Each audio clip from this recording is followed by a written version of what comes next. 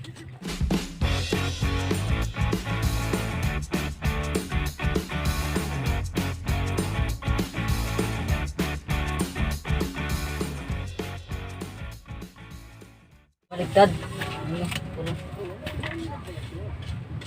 Ngayon mga orago na magandang araw. Gumawa tayo ngayon ng ng papabrikata ng stirrup. Yung stirrup pabrikitan. Ngayon, ang gagawin natin na stirrup ay triangle.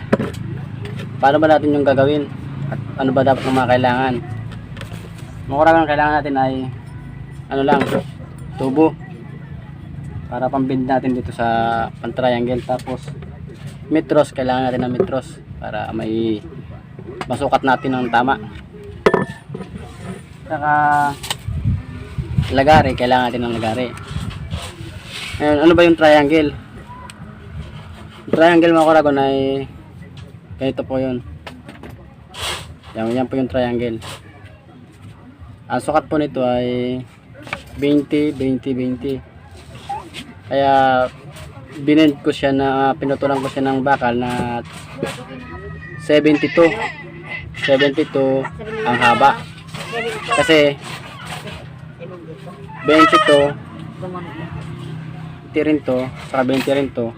Yung hook nya is tig 5 cm. Ito yung hook. Ngayon inadjustan ko siya ng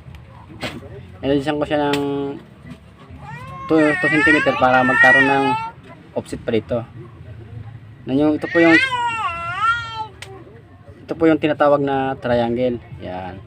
Para po makatipid kayo sa paggawa ng poste o nagtitipid man kayo sa bahay, para kung wala kayong budget, ganito po yung gawin nyo, yung triangle. Triangle na paggawa ng poste. Ito po ay mainam po ito sa poste.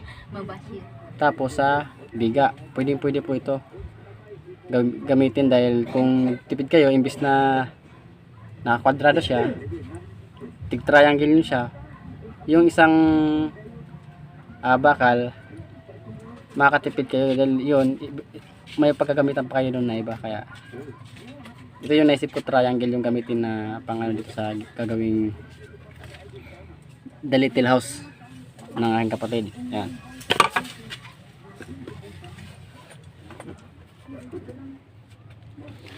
Dito tayo dito tayo gagawa ng ng the little house ng ko dito. Ididikit lang dito sa aking bahay diyan. Ito na makurang nyo naputol. Kailangan bago nyo fabricate, napansin nyo tiko, kailangan tuwirin nyo muna yan bago nyo basta magpapabricate ng na nakatiko. Kailangan tuwirin natin.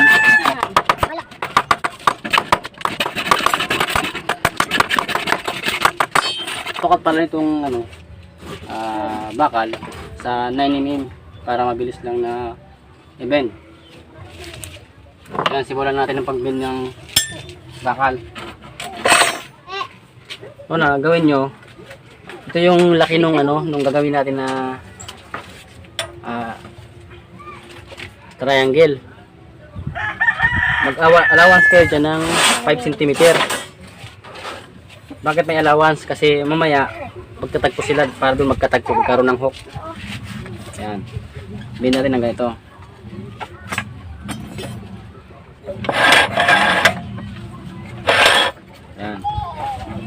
Ayan, hindi siya naka-eskwala, kumbaga tapos nalagay rin kayo dito, ka-stopper siya dito. Ayan, stopper.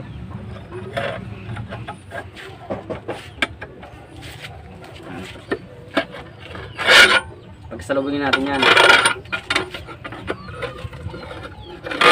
Yan. Tapos ilagay natin ito dito. Ma-stopper pa rin siya para di tayo nawawala sa venting space niya. Yan. Ito yung sinasabi kong 5 cm yung naka-allowance.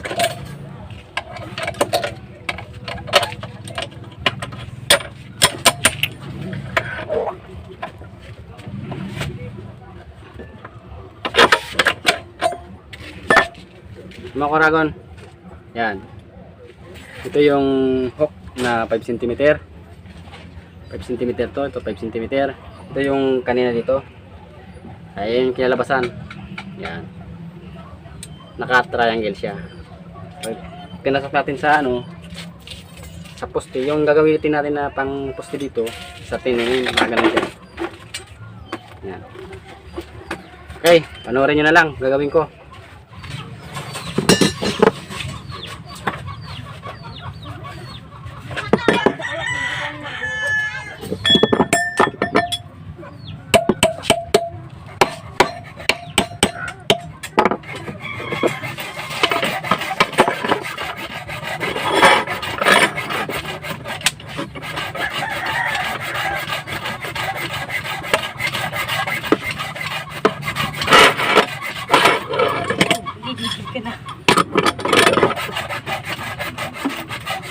Iyo sa naman ini, puputo doon.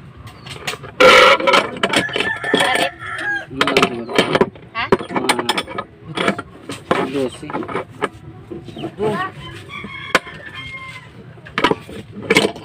Di ko yan ang pangkuka.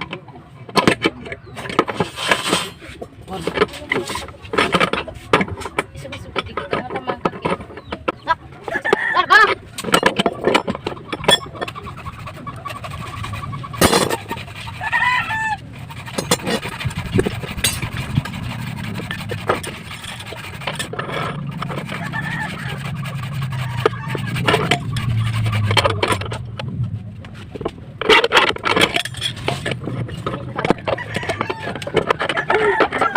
Larga! Huwag na lang.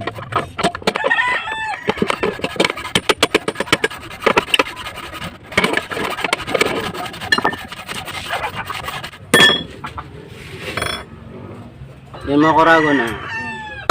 Panoorin nyo itong video na to dahil magkakaroon kayo ng idea kung paano gumawa ng ano, ng poste na para makatipid kayo. Pag sarilihan lang ng mga bahay, gusto nyo agad makagawa kayo ng bahay dahil wala kayong budget ka ano. May ito gawin nyo, triangle lang. Para sa akin kasi, nakatipid na kayo, magagawa nyo na yung gagawin ng bahay. Ayan. Ito lang, tiga lang.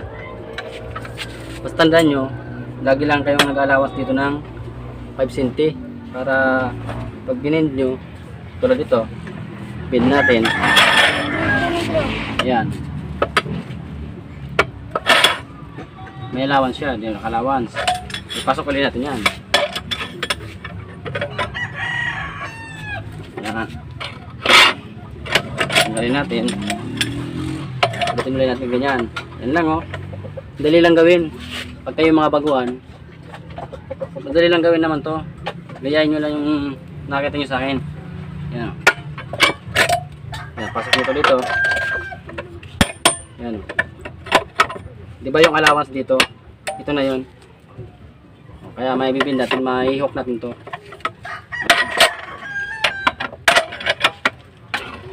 Yan. Yan siya. Yan. Yung paggawa ng ano ng triangle para puro parehas tayo makatipid ng ano ng paggawa ng bahay dahil karamihan sa atin na gustong gumawa ng bahay pero kapos walang kakayanan dahil wala silang idea kung paano simulan. Ito pwede nyo simulan yan. Gumawa muna kayo ng poste bago kayo mag ano ng bahay. Sige. Yan mga kuragon, nakagawa tayo ng stirrup na triangle. Bari ano to 20 piraso to kasi 3 meters yung kinuha kong taas. Nagkakaroon tayo ng 3 dos tapos 2 4 puntang 3 meters sa poste. Ngayon ang gagawin natin ay itong ano, yes, pero itong gawins. Ang sukat nito ay 170 dahil yun lang yung kaya nating abutin. Kaya 170 yung height dahil 170 yung height tapos yung 20 i-hook natin para sa paglalagyan ng halo sa baba. Kaya ngayon umpisa natin yung pag-hook nito. Sige, ay daw na yan, nakulaon. Yan. Kaya ang kalalabasan nun 150 na lang yung haba ng ating dawis dahil magkukuha tayo ng 20, hook natin yan.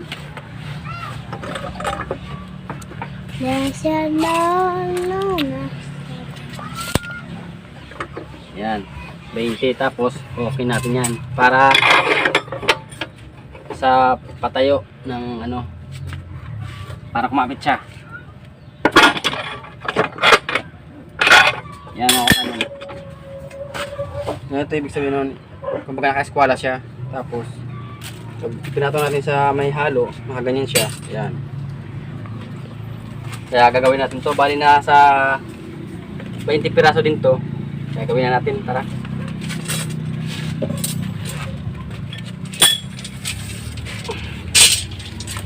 Medyo ang size pala nito ay ano, 10 mm ang size na nitong ano, ating pandawil. Ito lang yung 9 mm dahil pang-stira pa lang naman. Pero kung mga malalaking bahay na, wag na kayong gumamit ng 9 mm. Ang gawin yung stirrup, ano na, 10 mm. Ayun, umpisa natin. Balikutin na rin ito.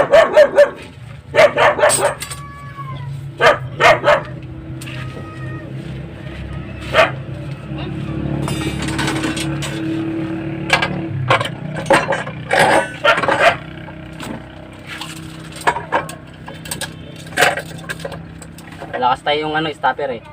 Kaya sukat-sukat na lang muna. Yan.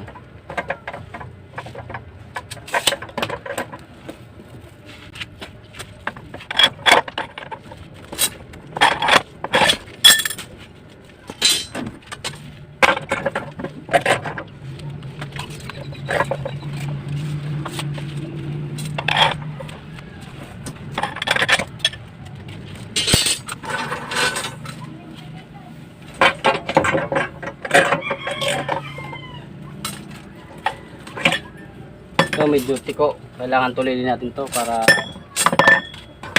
di mahirap pag nalagyan natin ng hollow blocks, di baloktot.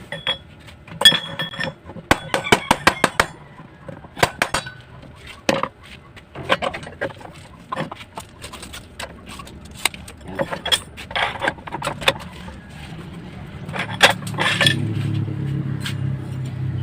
Mainam to sa mga ano, mga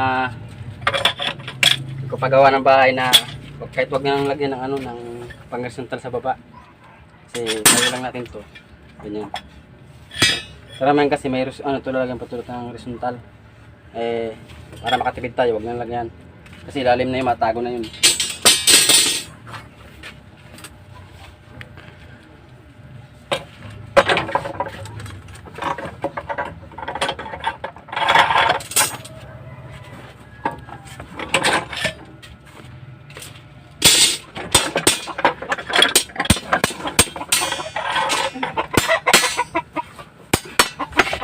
Para sa gusto mong pagawa, magkakaroon kayo ng idea sa ano ko, sa mga pinapagawa sa inyo. I-click nyo lang ano, Dragon Official Vlog sa aking YouTube channel din ng mga tutorial na maraming ginagawa.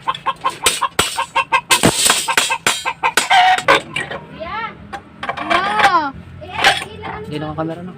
Ay, camera man yan.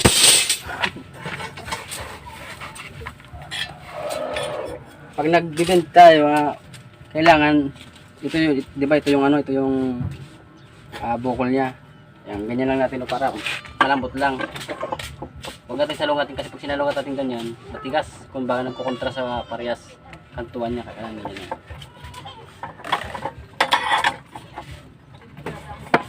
Malambot lang.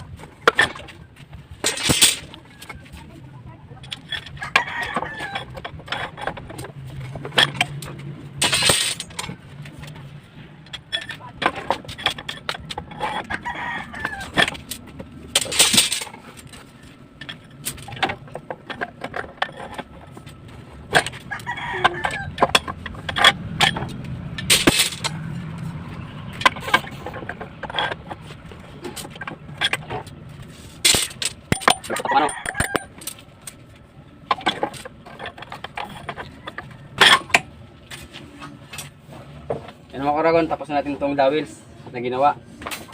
Ngayon gagawin natin na pampuste naman. Itong pampuste, ito na yung ilalagay natin. Ito. Ngayon, mag-hook din tayo dito ng 20 cm din para maitayo natin ng maayos.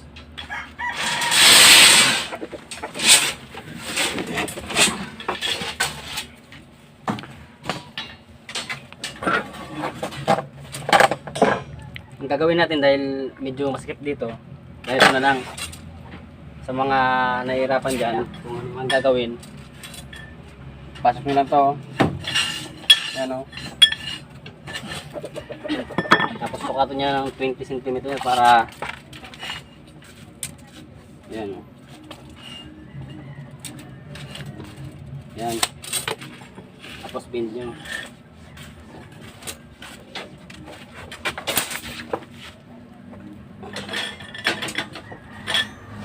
Yan, kunin na yan kasi wala tayong wala tayong gamit.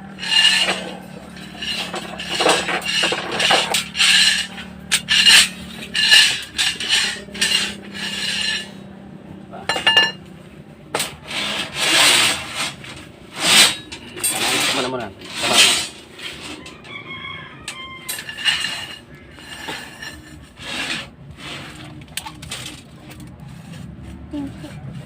Para-paraan na lang para mabuo lang yung dream house ng aking sister.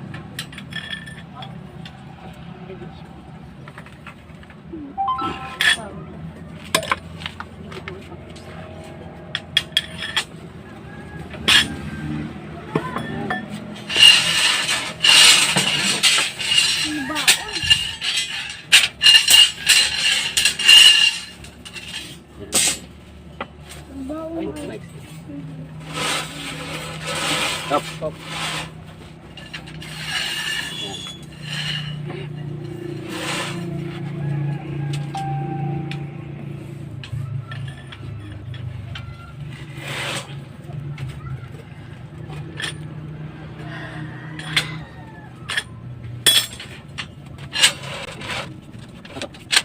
Lakot.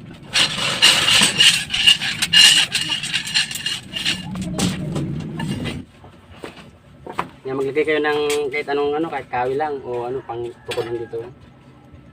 Para sa paglalagyan itong ating ganyan anilyo.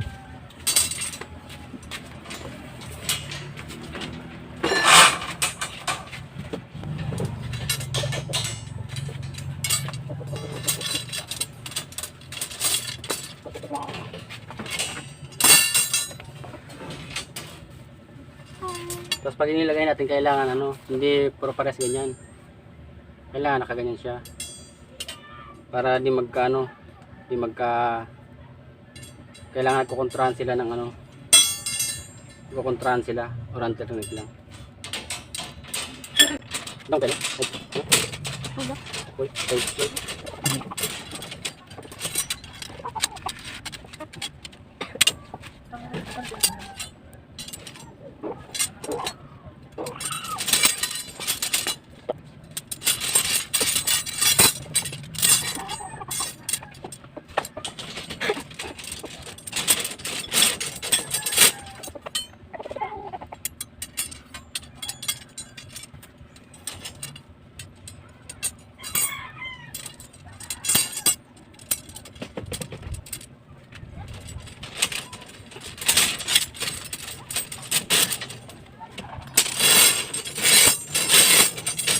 Oragon pag naglagay tayo ng ng anilyo o stirrup, lapit-lapit. Ang gawin nyo, kasi karamihan kami kasi pag gumagawa kami ng mas malalaki yan, ginagawa namin apat na dos, tapos 3, 4, tsaka 2 size ang ginagawa namin sa malalaki na. Pero dito gagawin lang natin ito na 3 dos, tapos dalawang 4, tapos 8-8 na yan, kumbaga 20-20 na yan. Kuha muna tayo dito, 2 galing dito, sukat kayo dyan, galing dyan 2, tapos 2 din dito, saka dito 2, tapos mag 4 na kayo, 4, dalawang 4, tapos 8-8 na yan. Yan. Yung 8 na yan, yun yung tapat ng 20. Ayan. Lahat na yan, 20-20 na pataas.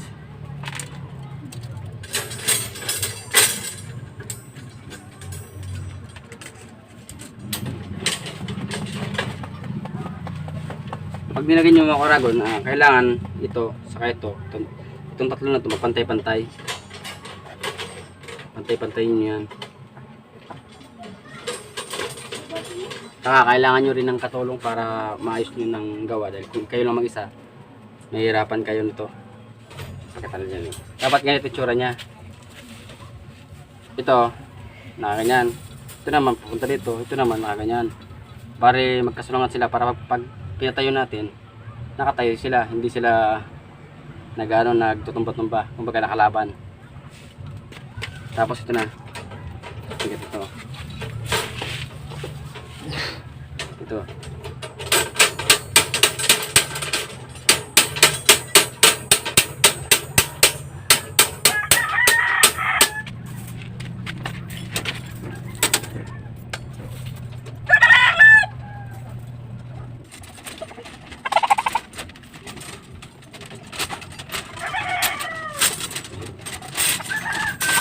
Alam na.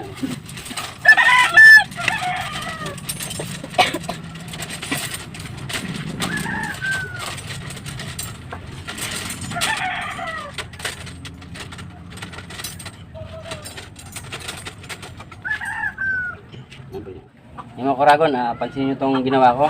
Yan. Tapos natin yung paggawa ng ng poste. Ito doon. Dito ka rito. Yan. Ito yung space niya, 20-20. Tapos tinalik ko na sa dulo. Kasi papatayo na natin yun. Yung mga karagon, ko pala, disclaimer ko lang sa mga gusto palang magpagawa ng bahay. O kung sinong interesado magpagawa ng bahay, comment lang kayo sa baba. May iwan ako dyan na link sa akin Facebook. Kung kayo doon, puntahan nyo yung Facebook ko. Comment kayo doon kung sinong interesado. Kaya saka maraming salamat pala sa mga nagsusuporta sa akin, sa walang sama pagsusuporta. Maraming salamat sa inyo. At thank you sa inyo lahat. Sana ay may natutunan naman kayo ng araw na to. Thank you. Next video ko, ipapakita ko sa inyo kung paano to kain. Yan, maraming salamat.